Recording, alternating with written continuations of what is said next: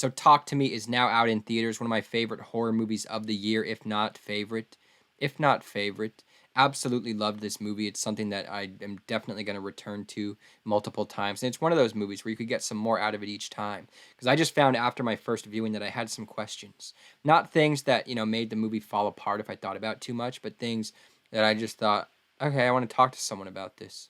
Let's toss some things around. I made a spoiler-free video discussing this movie, so definitely check that out if you want. But now that the movie's out, I wanted to talk about spoiler thing. It's a spoiler discussion. Go all in and just toss some things around. So my questions all center around the rules of like this supernatural realm that is brought up in this movie. And you know what? To say this, just like It Follows, the rules in the supernatural, it's like, do there have to really be rules? I mean, I guess if a movie is setting up and it's telling you these are the rules, which they kind of do in this movie, in a sense. In It Follows, you just kind of learn the rules as you go. I mean, it's one of those things where this thing has been passed down for so long, who knows where it started, where the rules may have changed as it went along. And that's the same kind of situation with Talk to Me, where this person, when we come into the story, this new friend group has this embalmed, what they think is like, it's a rumor, okay, this embalmed Satanist or psychic hand. Like there's an actual hand inside of that thing. And basically the only rules we're given are, well, they tie you down because there is going to be a lot of movement happening. But the really important rules, you light a candle, you touch the hand, you say talk to me, and then that's like the activation word when you see the person, and then you say like I let you in. I think that was it. And then the person that is in front of you that you see, you've opened the door to this realm, and right in front of you'll see this ghosty ghoul dead person, and you're the only one who can see it, the person in the driver's seat, okay? And then you say, I let you in, then they possess you. And it's, I guess, a rush for them because when they come out of it, they're like, oh, oh. Anyways, it's said that you can't stay in more than, I think, like 80 something seconds. And then you have to let go and then blow out the candle to like sever the ties. So that's interesting because, like It Follows, who knows how these rules have changed as it's gone down the line and where in the hell this hand came from. And I like that. I like that it's kind of left up to the imagination. You can kind of maybe think of your own backstory to it, that this thing is really old or something, and it's just interesting to think, okay, how would you just get taught, passed around to these teens as like this game, you know what I mean?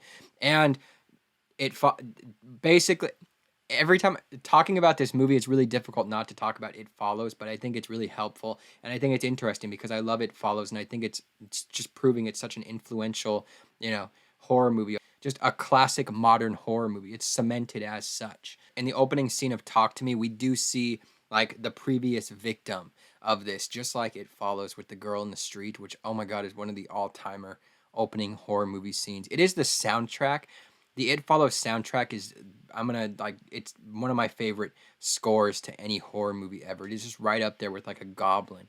I mean, right? I mean, already just like the concept and the visual style of It Follows is already making it stand out, but that score takes it to just a complete new level. And that is something that Talk to Me doesn't have. I mean, I can't even recall a score.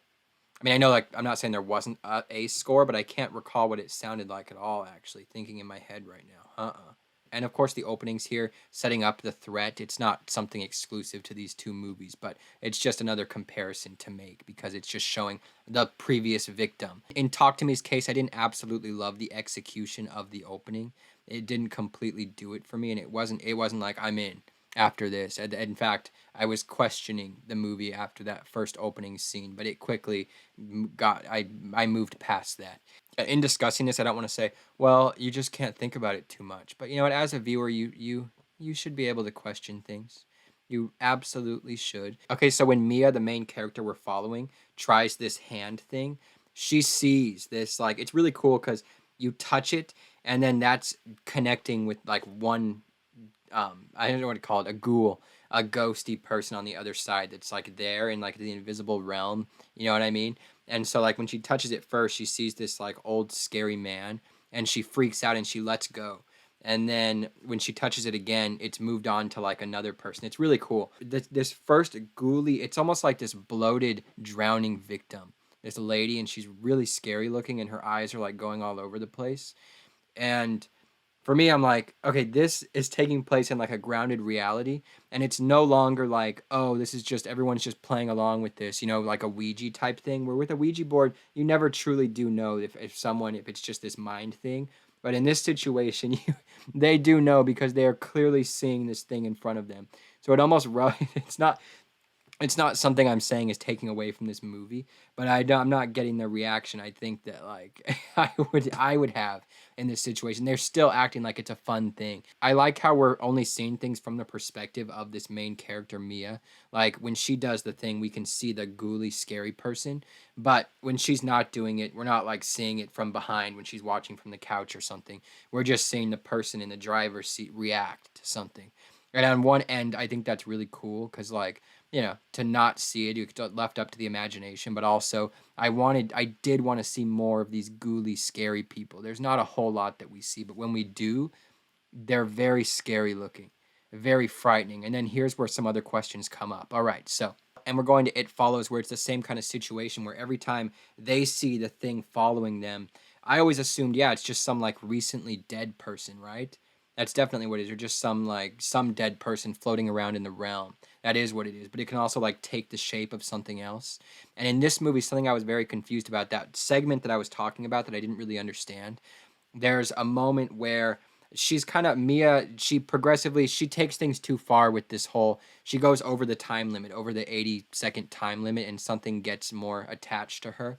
But she wants to talk to her mom. Basically, there's a section of this movie she's talking to the dead mom, and the dead mom is like warning, they're trying to trick you. The dad's trying to get into her room after they had this talk about the mom. There's some closure happening there because that's kind of the whole at the heart of this movie, about her trying to get over the loss of her mom and not really knowing exactly what happened, and having this opportunity with this hand to talk to her mom one last time, and the risk involved in that, and she learns the hard way. But she's in her room and the ghost mom is like, that's not dad, that's they're tricking you. Very It Follows, where I guess this supernatural force can trick you and turn into other people, because the dad's still alive in this movie, and yet there's this second ghosty dad that's like veined up and trying to get to her, just like in It Follows, how it turned into the friend with the glasses, Olivia Lucardi, and then it turned into the neighbor's mom. You know what I mean? So like it can do that kind of thing.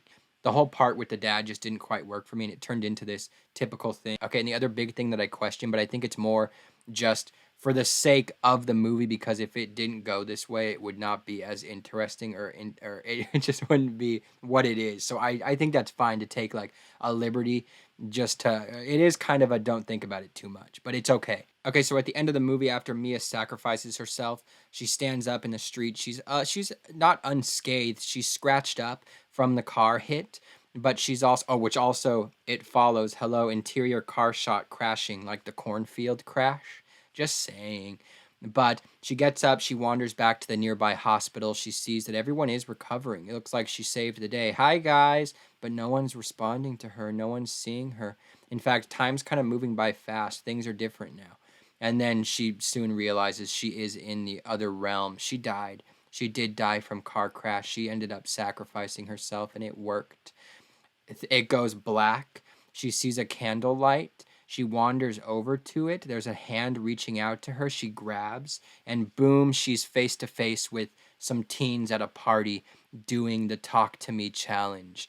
I loved that so much. And some other teens in like another country. It's not the same hand. So that confirms there's other hands floating around, which they did mention at one point. Said the other one's still out there or something like that. There's probably more than that. Who knows?